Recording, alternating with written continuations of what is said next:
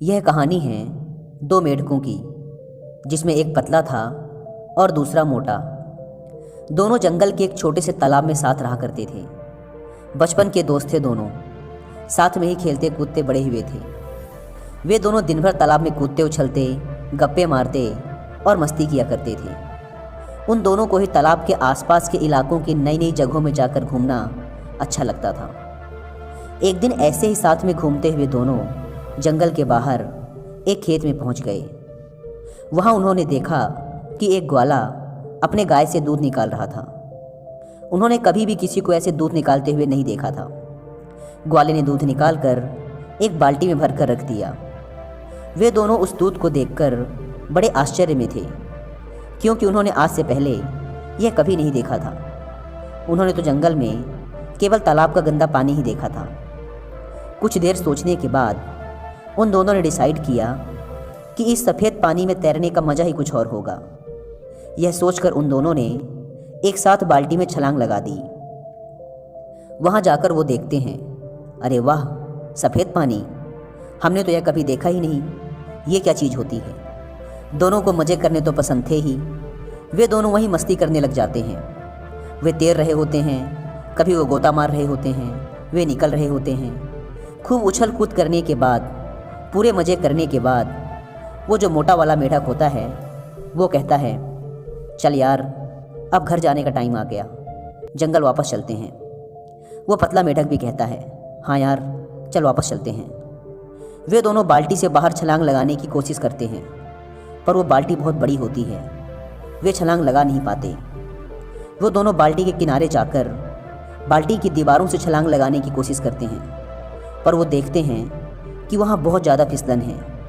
वे जब भी कूदने की कोशिश करते हैं, उनके पैर फिसल जाते हैं। उन्होंने लगातार कई बार प्रयास किया, कभी बाल्टी के बीच से तो कभी बाल्टी के किनारे उनकी दीवारों के सहारे कूदने का, लेकिन दूध की चिकनाहट और उसकी फिसलन की वजह से वे बाल्टी से बाहर नहीं निकल पा रहे थे। अब जो वो पतला वाला मेढक होता है वो मोटे मेढक को बोलता है, भाई देख, निकलना तो है हमें इस बाल्टी से बाहर, इसलिए हमें कोशिश तो करती रहनी पड़ेगी।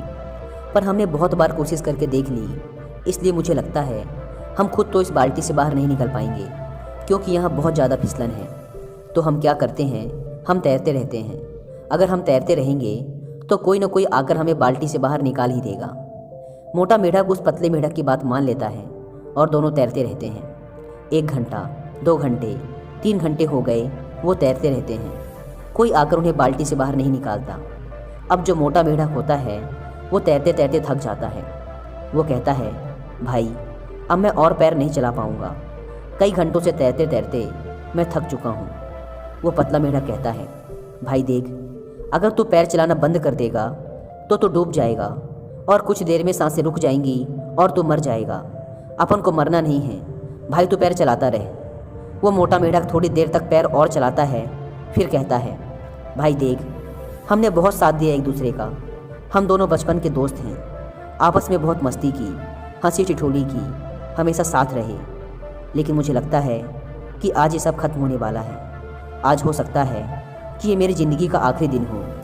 मैं और मेहनत नहीं कर सकता, मैं और पैर नहीं चला सकता, और अब शायद मैं डूबकर मर जाऊंगा। और उस पतले मेढक की आंखों के सामने उसका वह बचपन का दोस्त डूबकर मर जाता है।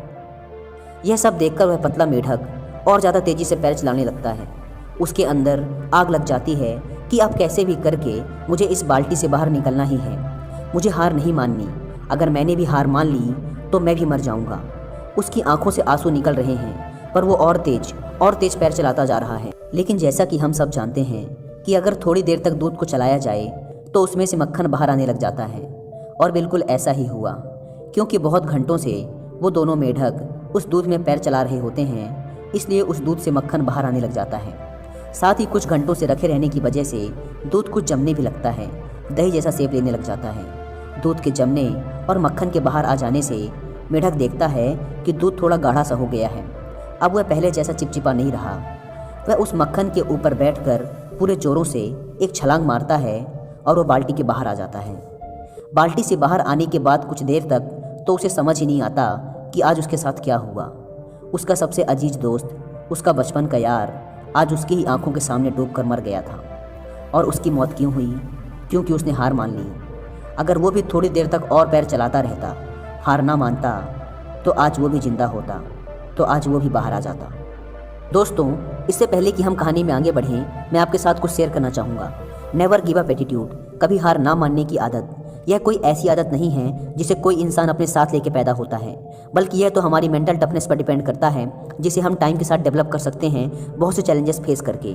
लेकिन जैसा कि मैं हमेशा बोलता हूँ, कोई भी चीज़ एकदम से नहीं होती, उसके लिए पहले हमें अपना माइंडसेट डेवलप करना। मेढक बाहर निकलने के बाद जंगल जाता है। जंगल में जाने के कुछ दिनों के बाद वह मेढक एक लेडी मेढक के साथ शादी कर लेता है। शादी के बाद उसके बच्चे होते हैं। वह अपने बच्चों का नाम अपने उस मोटे दोस्त के नाम पे रखता है और अपने बच्चों को रोज़ शाम को वह पतला मेढक यही कहानी सुनाता है कि मेरा एक मोटा दोस्त हुआ करता था, जिसके साथ मैं पूरे जंगल में घूमा करता था। हम सुबह से शाम तक खेला करते थे। एक दिन हम दोनों एक बाल्टी में गिर गए जिसमें दूध था, और मेरा जो दोस्त था उसने हार मान ली। क्योंकि उसने हार मान ली, इसलिए वो मारा गया। मैं तुम बच्चों को भी यही सिखाना चाहता हूँ कि ज़िंदगी में चाहे कुछ भी हो जाए, लेकिन कभी हार मत मानना।